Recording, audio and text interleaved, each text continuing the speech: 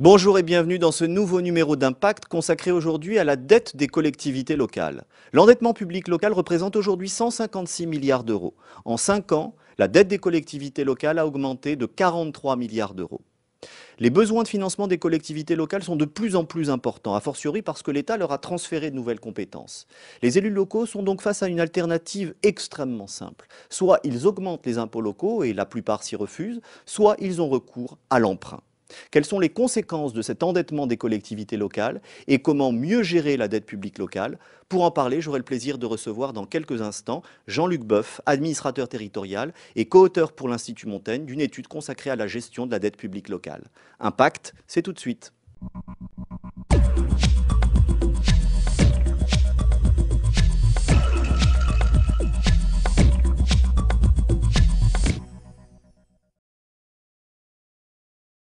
Jean-Luc Boeuf, bonjour. Bonjour. Je rappelle que vous êtes administrateur territorial, vous avez été notamment directeur général des services de la ville de La Roche-sur-Yon, du département de l'Eure, de la région Franche-Comté. Vous êtes le co-auteur d'une étude pour l'Institut Montaigne consacrée à la gestion de la dette publique locale. Je suis très heureux de vous recevoir sur le plateau d'Impact. Commençons par une première question de définition très simple. Qu'est-ce que c'est que la dette publique locale? La dette publique locale, c'est l'ensemble de tous les emprunts contractés les années précédentes par les communes, les départements, les régions, les structures intercommunales, Communauté d'agglomération, communauté de communes, communes. communautés urbaines, et, si on veut une définition encore plus large, avec le secteur public local, c'est-à-dire par exemple les offices d'HLM. Elle s'élève, elle se représente combien de milliards d'euros, cette dette publique locale? Alors, en ordre de grandeur, en fin 2010, on était à peu près à 170 milliards d'euros. Donc c'est un chiffre qui est en forte augmentation les 5 dernières années. Pour l'ensemble du secteur public Voilà. local, Communes, de toutes les départements, collectivités régions, territoriales, intercommunalités, 170 milliards d'euros. par rapport à l'État. Par rapport à l'État, c'est à peu près un cinquième de l'État.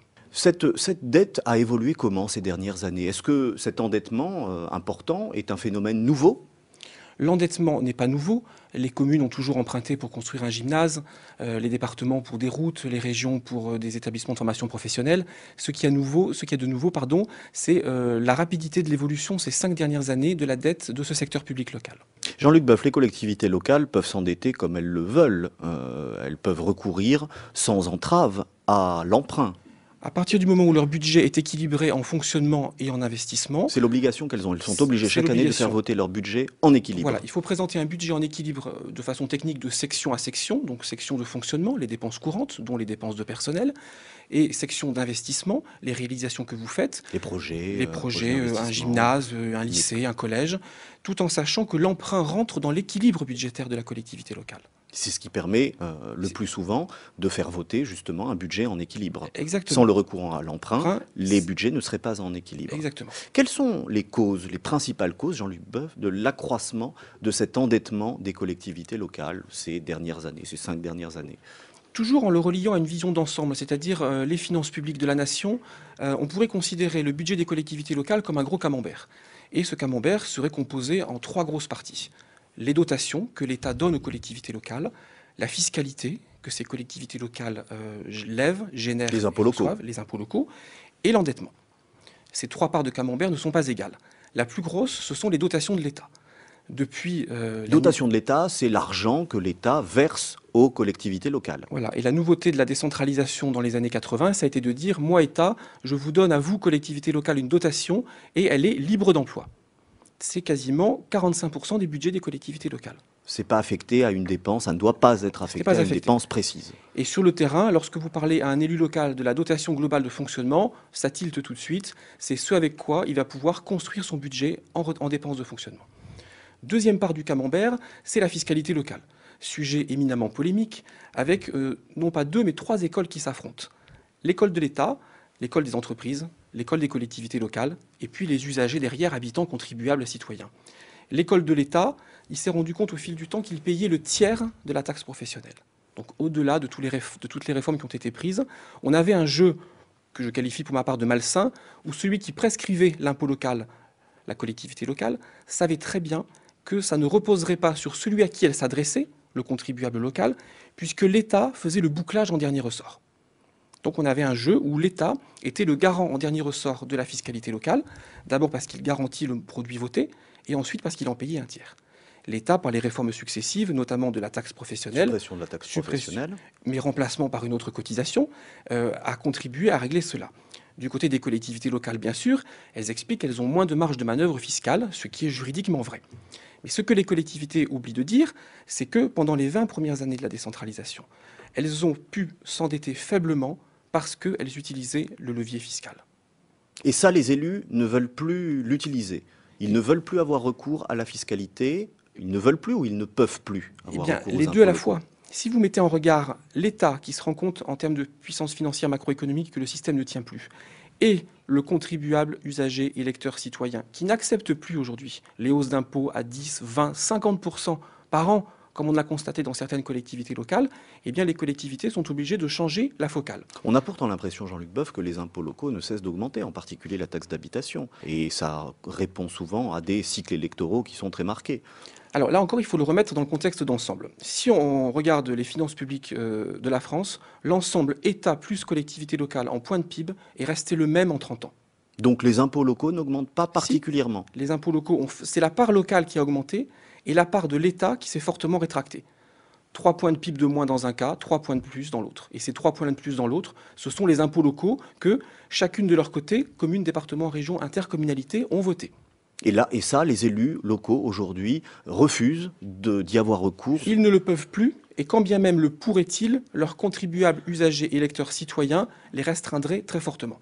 Mais surtout, là où on vient après sur l'endettement des collectivités locales, c'est qu'on a eu pendant très longtemps une culture de la dépense. C'est-à-dire, je regardais chaque année ce que je voulais financer comme action, j'avais donc en recette mes dotations de l'État, et je faisais la variable d'ajustement avec la fiscalité locale.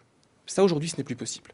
Donc, élément important de cette réforme fiscale de l'État et du gel des dotations de l'État annoncé pour 2011 et pour 3 ans, c'est que ça oblige les collectivités locales, 1, à se tourner vers l'emprunt pour les vraies dépenses d'investissement, et 2, ça oblige les collectivités locales à passer d'une culture de la dépense à une culture de la recette. Et ça, c'est nouveau. Pourquoi elles ont augmenté dans ces proportions-là, ces dépenses locales? Alors, elles ont augmenté parce que l'État a transféré des compétences aux collectivités locales, et d'une part, et d'autre part, l'État, sur des compétences non transférées, les a fait financer en partie par les collectivités locales. Jean-Luc Boeuf, on entend souvent dire que l'État transfère des compétences aux collectivités sans toujours assortir ces transferts des moyens nécessaires. Est-ce que c'est vrai selon vous? Et bien là encore, cela dépend de l'angle avec lequel on regarde la chose. Tout le monde a raison. C'est ce que j'appellerais les convergences parallèles. L'État a raison lorsqu'il dit que lorsqu'il transfère une dépense aux collectivités locales, il transfère les moyens pour la réaliser. Oui, il transfère ce qu'il y mettait l'année précédente, ou les 3 dernières années. Mais s'il ne mettait pas grand-chose, il ne transfère pas grand-chose. C'est ce qui s'est passé dans les années 80 pour les lycées et les collèges. Que disent les collectivités locales? On me transfère une compétence. J'ai une demande locale, qui est une demande de mes contribuables, usagers, électeurs, citoyens, pour pouvoir nourrir les élèves, éduquer les élèves, fabriquer des complexes sportifs. Et donc, face à cette demande locale, eh bien, il faut que je mette des moyens financiers supplémentaires. C'est ce que les collectivités ont fait dans les années 80, 90 et 2000, avec notamment cette technique des cofinancements. Qu'est-ce que c'est? Un cofinancement, en quoi ça consiste, ces cofinancements? Je veux construire un centre ludique polyvalent dans une commune de moyenne importance, eh bien, je n'ai pas la capacité, moi, commune de 10 000 habitants, de financer ce centre ludique polyvalent. Eh bien, je vais me tourner vers l'intercommunalité, le département, la région et peut-être l'Europe pour bénéficier en partie de financement. C'est une mutualisation du financement. Oui, mais sur une compétence qui n'est pas celle de ceux qui financent. Quel a été l'impact, et quel est peut-être toujours l'impact de la crise financière sur l'endettement des collectivités locales? Alors, pareil, il faut remettre dans le contexte ce qu'est la crise financière des collectivités locales. Elle est bien évidemment intervenue dans le contexte de crise financière mondiale et ce qu'on a appelé à un moment donné le risque de credit crunch, c'est-à-dire le risque pour les collectivités locales de ne plus pouvoir bénéficier non pas des financements qu'elles avaient votés, mais que les banques ne puissent plus répondre concrètement à ces appels d'offres. À la fin 2008, les banques ne répondaient qu'en partie aux appels d'offres que lançaient les collectivités locales. Donc il y a eu un très court moment... À cause de la crise. À cause de la crise financière. Ça, c'est elles ne voulaient plus financer les projets, en gros. Elles ne pouvaient plus. Ça, c'est le credit crunch pour les nouvelles dépenses d'investissement. C'est adossé à cela les emprunts précédents votés par les collectivités locales et donc rentrés dans les caisses financières de la collectivité.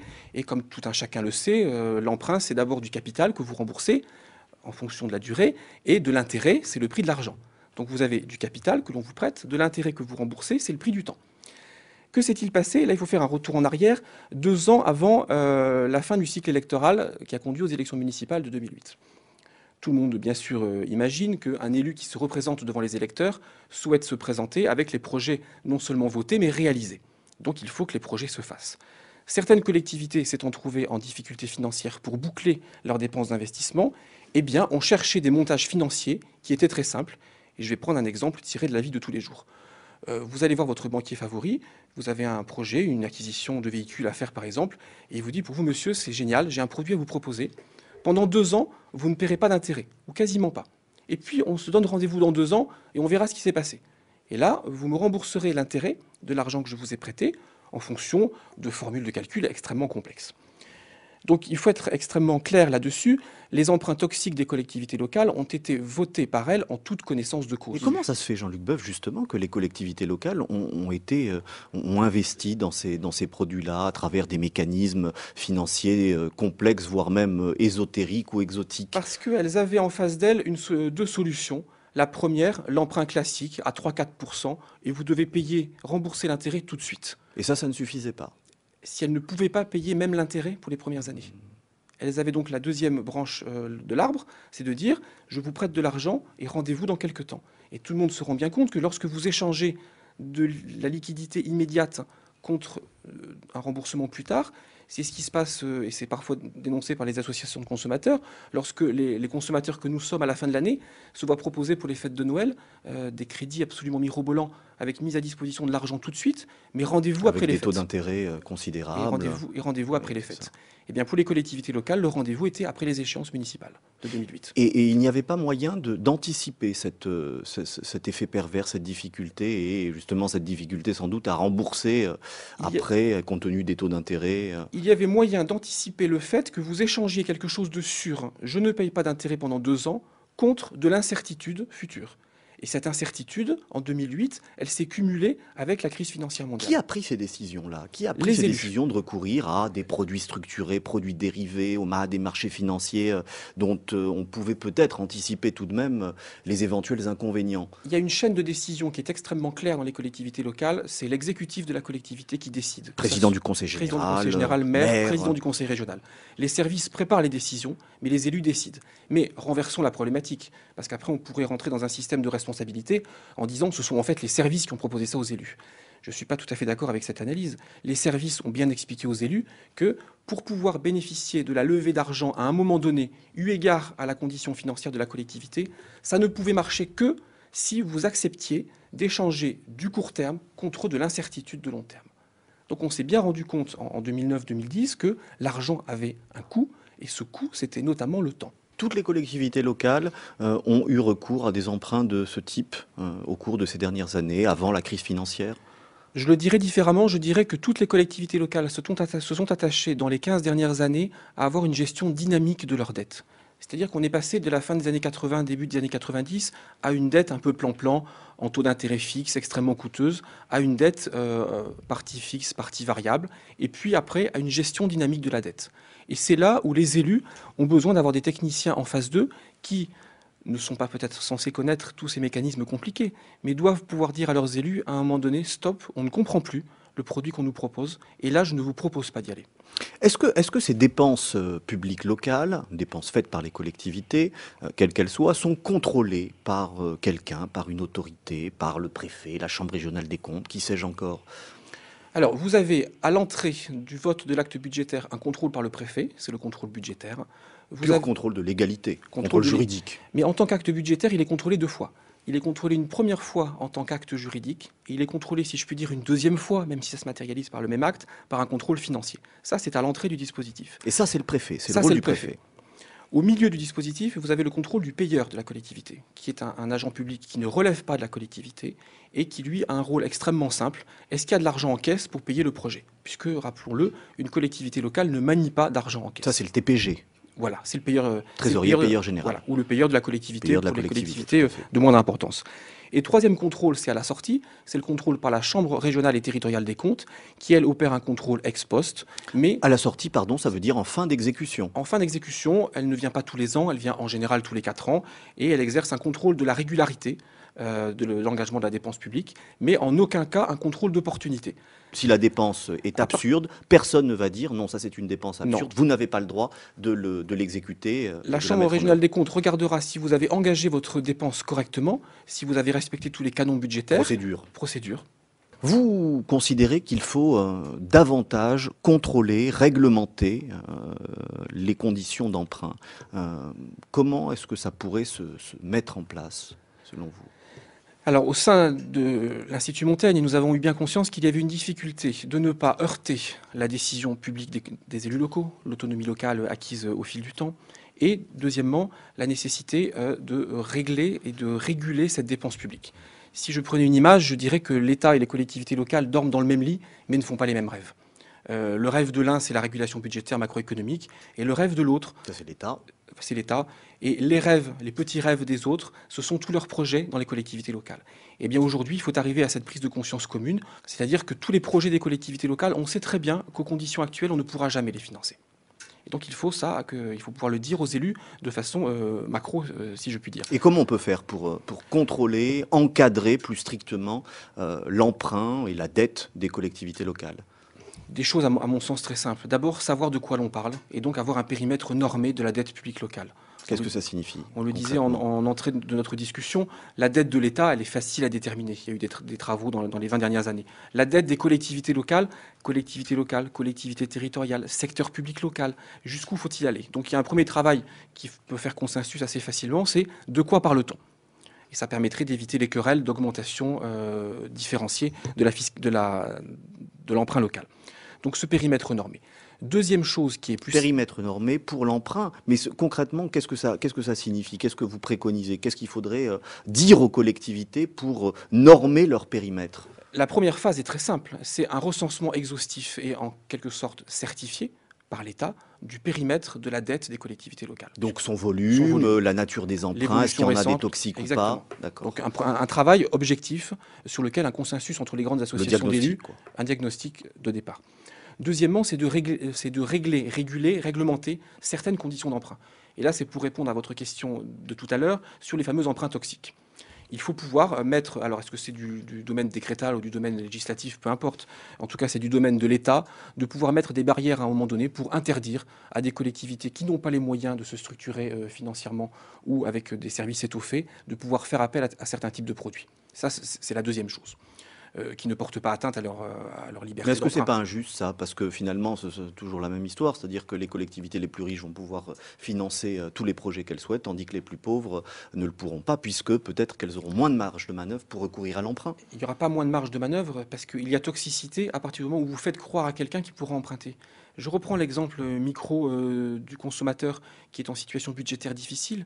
Si, face à une situation budgétaire difficile, où il a du mal à payer ses traites, il trouve en face de lui deux personnes, une qui lui dit « pas de problème, je peux encore vous prêter », et l'autre « attention, on fait un point d'étape, on regarde, vous reconstituez votre santé financière, et après on voit », c'est cette voie-là qu'il faut utiliser pour les collectivités locales. Est-ce que selon vous, il faut encadrer plus strictement les dépenses des collectivités locales? Quand il y a des dépenses complètement absurdes comme ça, est-ce qu'on peut laisser des collectivités agir librement, recourir à l'emprunt, mais surtout dépenser l'argent public n'importe comment?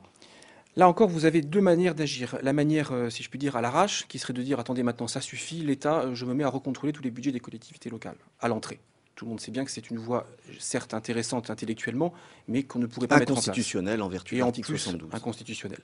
De façon plus sérieuse, ce qu'il est possible de dire, c'est que avec ces régulations budgétaires qui ont été mises sur les budgets des collectivités locales et sur la façon de construire un budget, de la dotation qui est gelée, de l'emprunt que l'on ne peut plus utiliser de façon aussi facilement qu'avant, et de la fiscalité et de l'emprunt aujourd'hui, eh bien les collectivités, en changeant leur façon de faire, passer d'une culture de la dépense, je veux financer ces dépenses, comment je fais, à je dispose d'un budget de 100 et comment je fais. Je prends un autre exemple. Pendant très longtemps, les collectivités locales ont voulu expliquer qu'elles géraient leur collectivité comme une entreprise. Mais pardonnez-moi, on n'est pas du tout là-dedans. Si aujourd'hui on disait à un chef d'entreprise en début d'année, eh bien tu es sûr d'avoir 95% de ce dont tu as besoin pour construire ta vie de l'entreprise pendant l'année, mais il signe dès demain. Donc on va obliger les collectivités locales, avec cette culture de la recette, de construire leur budget différemment. Et pour moi, la régulation budgétaire sur les dépenses liées à la clause générale de compétences qui ne les concerne pas. Donc pour moi, c'est en mettant en place un périmètre de la régulation et cette régulation de la dépense, on conduit progressivement vers une régulation de la dépense des collectivités locales. Jean-Luc Boeuf, merci beaucoup pour cette conversation.